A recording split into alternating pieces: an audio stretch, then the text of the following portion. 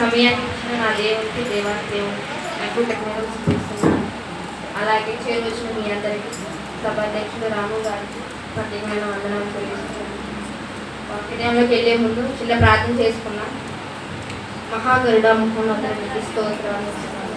ఇదిగో నా దేవ కృపను దయచేసిన దేవానికి స్తోత్రాలు వందనాలు. ఇదిగో నా దేవ యేసయ్య ఈ మాటలు చెప్పుచుండగా ప్రభు యేసయ్య మీరు మాకు తోడుగా ఉండమని అడుగుతున్నాను నా దేవ.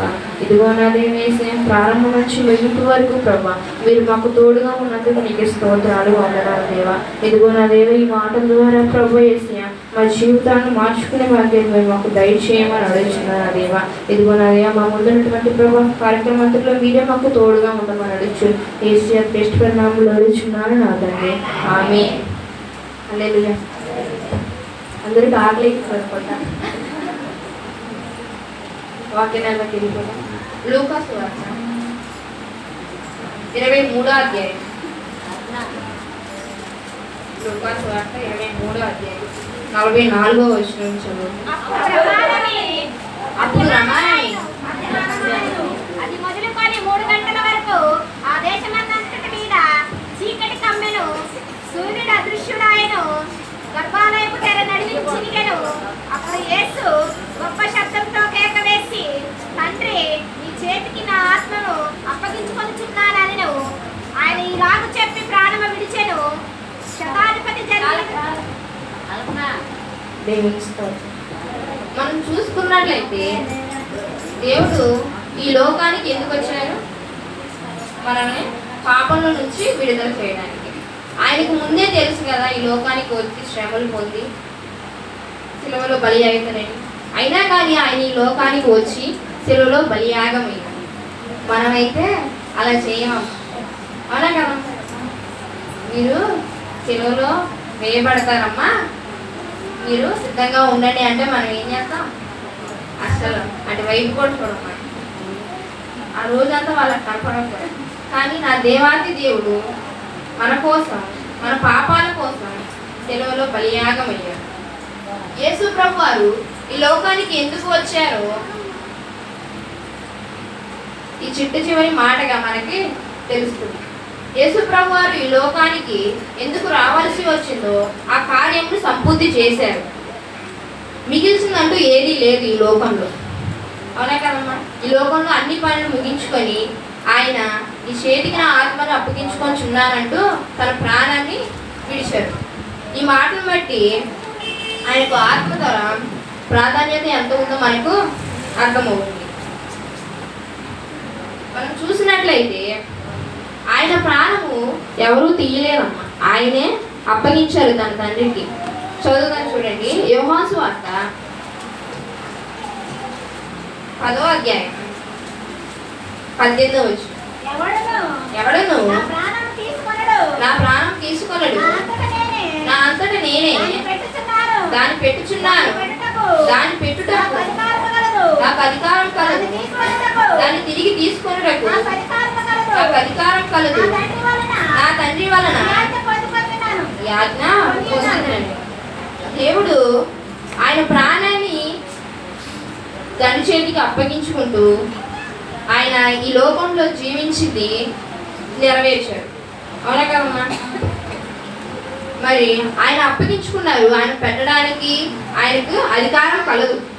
యేసు ప్రభు వారు ఈ లోకంలో ఆయన రాజ్య సువార్తలో ఆత్మవిషయమే దీనులైన వారు ధన్యులు అంటూ ఈ లోకంలో సశరీరుడిగా చివరి మాటగా తండ్రి నీ చేతికి నా ఆత్మను అప్పగించుకొనిచున్నాను అంటూ ముగించారు. జీవింపజేసేది ఆత్మ మాత్రమే, శరీరం కేవలం నిష్ప్రయోజనం. ఏంటమ్మా? శరీరము కేవలం నిష్ప్రయోజనమే, ఆత్మనే మనం జీవింపజేసేది. నిత్యము జీవింపజేసి దాన్ని మనం వదిలేసి ఎందుకు ప్రయోజనం లేని దానికోసం మనం ప్రాకులాడుతున్నాం. మన శరీరాన్ని ఎందుకు నిష్ప్రయోజనం అంటే, శరీరం దేంతో తయారు చేయబడింది? మట్టితో తయారు చేయబడింది. మరలా తిరిగి మట్టిలోనికే కలిసిపోవాలి. చదువుదాం చూడండి.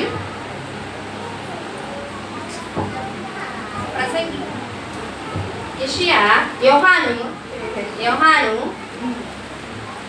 6వ అధ్యాయం 63వ. ఆత్మయే ఆత్మయే జీవింపజేయుచున్నది.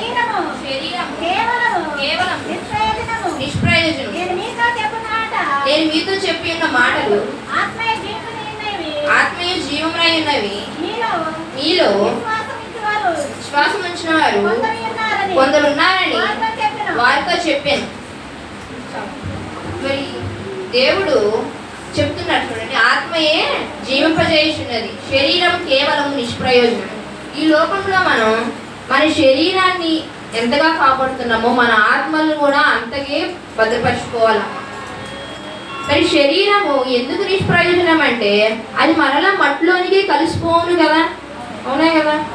మనం మట్టితోనే తయారు చేయబడ్డాము, మరలా మట్టిలోనికే కలిసిపోయినది. మన్నైనది వెనకట వలనే మరలా భూమికి చేరు, ఆత్మ దాన్ని దయచేసిన దేవుడి యొద్దకే మరలా పోవు. అయితే మన శరీర అవయములను దేవునికి సజీవ యాగంగా సమర్పించుకోవాలి. మన శరీరమును దేవుని కోసం పరిశుద్ధముగా కాపాడుకోలేనప్పుడు మన ఆత్మని ఏమాత్రము ఆయన చెంతకు చేర్చలేము. మన శరీరాన్ని భద్రంగా చూసుకోలేనప్పుడు, పరిశుద్ధంగా ఉంచుకోలేనప్పుడు మన ఆత్మను ఆయనకు ఎలా చేర్చగలము? చదువుదాం చూడండి, రోమీయులకు రాసిన పత్రిక 12వ అధ్యాయం 1వ వచనం.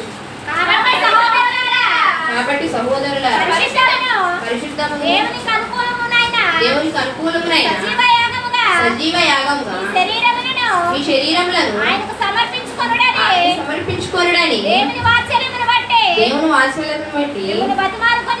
మిమ్మల్ని బతిమాలుకొనుచున్నాను. ఇది సేవ యుక్తమైనది. చాలు. అవును, యేసు ప్రభు వారు ఈ లోకంలో జీవించినంత కాలము తన శరీరాన్ని పరిశుద్ధంగా ఉంచుకోగలిగారు కాబట్టి తన ఆత్మను తండ్రికి అప్పగించుకున్నారు. అవునా కదా. మా దేవుడు 33.5 సంవత్సరాలు ఏ పాపం చేయలేదు, పరిశుద్ధంగా ఉంచుకున్నారు. అందుకనే తన ఆత్మను దేవుడికి అప్పగించుకోగలిగారు. మనము కూడా దేవుని కోసం శ్రమ పడుతూ మన శరీరాన్ని పరిశుద్ధంగా కాపాడుకుంటూ మంచి ప్రవర్తన గలవారే సృష్టికర్త అయిన మన దేవునికి మన ఆత్మను అప్పగించుకోవాలి. మరి మనం అప్పగించుకోలేనప్పుడు మనం ఎంత జీవించినా కానీ లోకంలో అది వ్యర్థమే. మన శరీరాన్ని మనం కాపాడుకోవాలమ్మా. మన శరీరాన్ని పరిశుద్ధంగా ఉంచుకోగలగాలి. ఈ లోకంలో మనం చూసినట్లయితే శరీరాన్ని విచ్చలేడుగా వాడేస్తున్నారు. శరీరంతో ఒక ఆట ఆడుతున్నారు అందరూ. శరీరాన్ని అసలు ఎందుకున్నా ఈ శరీరం అన్నట్టుగా చేసుకుంటున్నారు. మరి మనం అలా కాకుండా దేవుని చిత్త ప్రకారంగా పరిశుద్ధంగా మనం జీవించుకోగలిగితే మన ఆత్మలు కూడా మనం తండ్రికి అప్పగించుకుంటున్నాం. చదువుదాం చూడండి, 1వ పేరు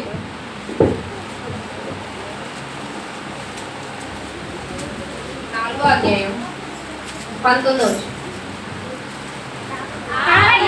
కాబట్టి దేవుని చిత్త ప్రకారము బాధపడువారు ప్రవర్తన గలవారే నమ్మకమైన సృష్టికర్తకు తమ ఆత్మలను అప్పగించుకోవాలను. దేవుని చిత్త ప్రకారం అమ్మ మనం బాధపడుతూ మన శ్రమ అనుభవిస్తూ సత్ప్రవర్తన గలవారే మంచి ప్రవర్తన కలిగి ఉండి మన ఆత్మలను దేవునికి అప్పగించుకోవాలి. మనం ఏ మాత్రం కూడా పరిశుద్ధంగా లేకపోతే మన ఆత్మలు దేవుని రాజ్యానికి చేరలేవు. మరి మనకి విలువ ఉంది అసలు? మన జీవితాలకి విలువ లేనమ్మా. విలువ లేని మన జీవితాలకు విలువైన తన జీవితాన్ని రక్తాన్ని శిలువలో మన కోసం బలియాగమయ్యారు. అట్టి ప్రేమను మనం వదిలేసి మన శరీరంతో ఏదైతే చేయకూడదు అనుకుంటామో అన్ని పనులు చేసేస్తూ ఆయన నామాన్ని అవమానపరుస్తున్నాము. మరి దేవుడు ఈ లోకంలో జీవించినంత కాలం పరిశుద్ధంగా జీవించాడు కాబట్టి తన ఆత్మను తండ్రికి అప్పగించుకున్నారు. మనం కూడా ఈ లోకంలో జీవించినంత కాలము పరిశుద్ధంగా జీవించి మనం ఆయన రాజ్యంలో ఉండాలని కోరుకుంటున్నాను. అట్టి రీతిగా మన జీవితాలను సిద్ధపరుచుకున్నాం. అట్టి కృపను ధన్యతను దేవుడు మనకు అనుగ్రహించును గాక. ఆమేన్. ప్రార్థన చేసుకుంటాం. స్తోత్రం స్తోత్రం మహాగణ మమ్మల్ని నీకే స్తోత్రాలు వందనాలయ్యా. ఇదిగో నా దేవ యేసేటి సమయాన్ని మీరు మాకు ఇచ్చిన దేవ స్తోత్రాలు ప్రభా. ఇదిగో నా దేవ మీరు లోకంలో జీవించినంత కాలం ప్రభా పరిశుద్ధంగా జీవించగలిగారు ప్రభా. ఇదిగో నా దేవ అట్టి పరిశుద్ధతను మీరు మాకు దయచేయండి అయ్యా. అయ్యా అట్టి పరిశుద్ధంగా ప్రభా మీరు నడుచుకునే భాగ్యాన్ని మీరు మాకు దయచేయండి ప్రభా. అయ్యా యేసే మా ఆత్మని మీ తండ్రికి అప్పగించుకునేలాగా కృపను దయచేయండి నా దేవ. ఇదిగో నా దేవ ఇంకా మా ముందున్నటువంటి కార్యక్రమంలో మీరే మాకు తోడుగా ఉండమని అడుగుచు ఏసీ శ్రేష్టమైన నామములో అడుగుచున్నాను నా తండ్రి. ఆమేన్.